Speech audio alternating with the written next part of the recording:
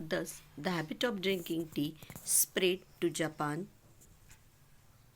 Europe, and England, where it became fashionable and popular drink among the people. बघा, एकदा ही चहा पिण्याची जी प्रथा आहे तर ती हळूहळू सगळ्या जगात पसरायला लागली होती. जपान, युरोप, इंग्लंड या देशांमध्ये ती पसरली होती आणि पाहता पाहता चहा पिणे हे अतिशय अगदी फॅशनेबल प्रसिद्ध असं ते लोकांमध्ये ड्रिंक झालेलं होतं.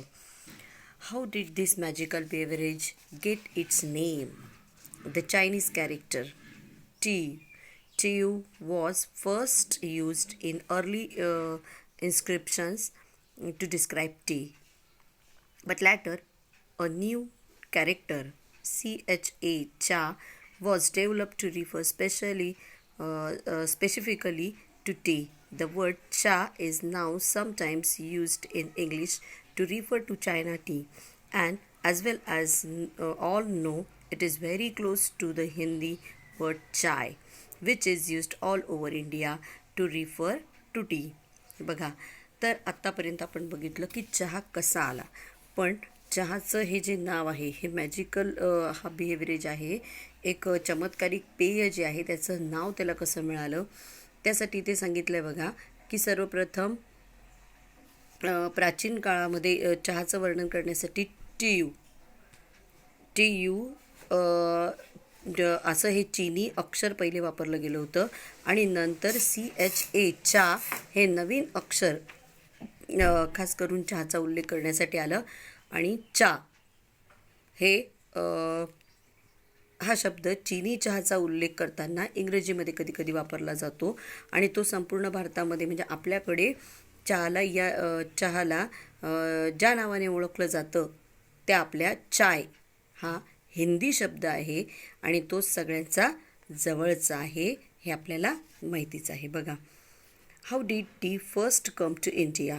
Historians think that tea had been known in India as a medicinal plant since ancient times. But tea was not drunk for pleasure until the British began to establish plantations in the 19th century. तर चहा सर्वप्रथम भारतात कसा आला? तर आपल्याकडे पूर्वीच्या काळी चहा ही एक औषधी वनस्पती म्हणून तिच्याकडे बघितलं जात असे. एक मेडिसिनल प्लांट आपण ज्याला म्हणतो की त्याचे काही औषधी गुण आपल्याला माहिती होते आणि प्राचीन काळापासून त्याला एक औषधी वनस्पती म्हणूनच फक्त त्याचा वापर केला जात होता आणि तोपर्यंत पेय म्हणून त्याच्याकडे बघितलेलं नव्हतं की एक आनंदासाठी एक उत्साहवर्धक म्हणून त्याला पिलं जातं, रोज त्याचं सेवन करायचं आहे हे तेव्हा सुरुवातीला माहिती नव्हतं. पण ज्यावेळेस 19व्या शतकामध्ये ब्रिटिशांनी मग ज्यावेळेस चहाची लागवड सुरू केली त्याच्यानंतर ते एक पिण्याचं पेय आहे असं लोकांना वाटायला लागलं. बघा, अँड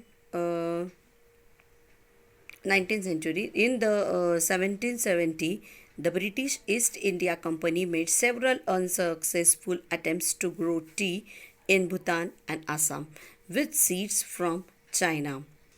तर ब्रिटिशांनी त्याची लागवड सुरू केली. 1770च्या काळामध्ये east India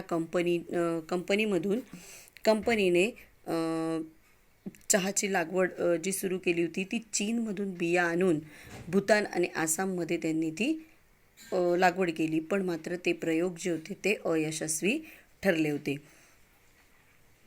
and although these attempts fail, the botanist Robert Bruce in 1823 discovered tea plants growing wild in the upper Brahmaputra Valley. In May 1838, the first Indian tea from Assam was sent to England for public sale.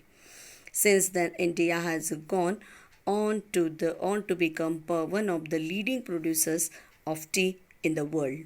बघा, पहिले प्रयत्न जरी अयशस्वी ठरले तरीसुद्धा ब्रह्मपुत्राच्या खोऱ्यामध्ये उंच ठिकाणीही चहाची झाडं अपाट वाढतात असा विश्वास असा शोध हा वनस्पतीशास्त्रज्ञ रॉबर्ट ब्रूस यांनी 1823मध्ये लावला आणि 1838मध्ये सगळ्यात पहिले सर्वप्रथम भारतीय जो चहा होता म्हणजे भारतातल्या भारतीय चहा जो आसाममध्ये पिकवला गेला होता तो सगळ्यात पहिले इंग्लंडला विक्रीसाठी पाठवला गेला आणि त्याच्यानंतर जगातल्या म्हणजे जे चहा उत्पादकामध्ये अग्रेसर देश आहेत त्याच्यामध्ये भारताला स्थान मिळाले.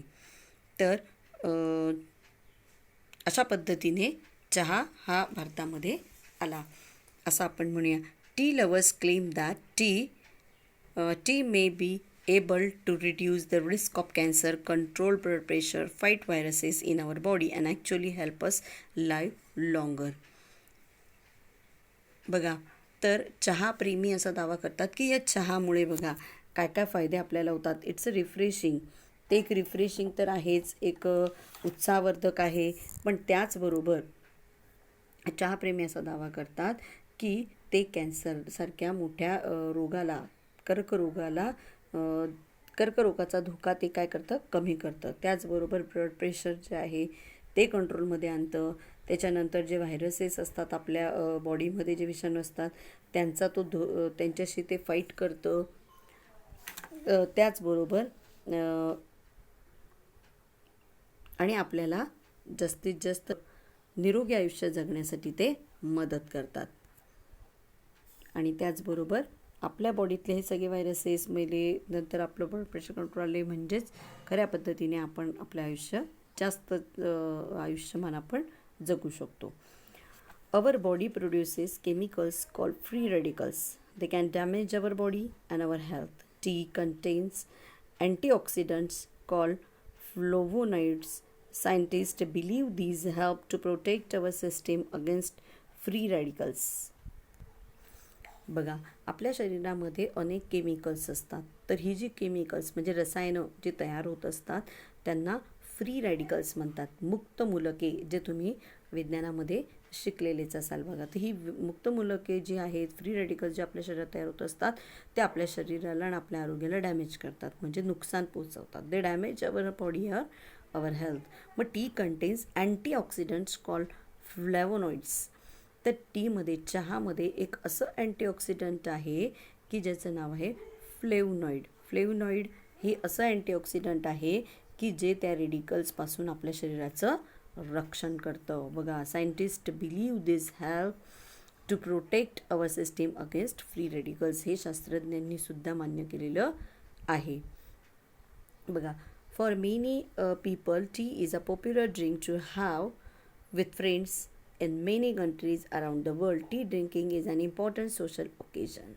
अनेक लोकांसाठी म्हणजे चहा हे अगदी मित्रमैत्रिणींसोबत पिण्याचं एक आवडतं पेय आहे.